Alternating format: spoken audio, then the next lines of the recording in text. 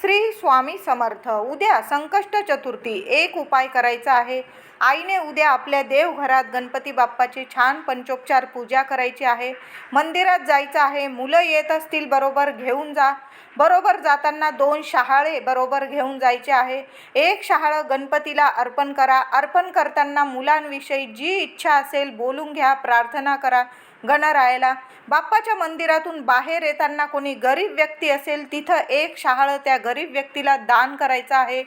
शहाळं दान केल्याने तुमचे मुलं कितीही चिडचिडी असतील, त्रास देत असतील, मुलं शांत सुस्वभावी होतील. मुलांची खूप छान प्रगती होईल. त्याचबरोबर उन्हाळा चालू आहे. पशुपक्ष्यांना पाणी द्या, दाणे द्या.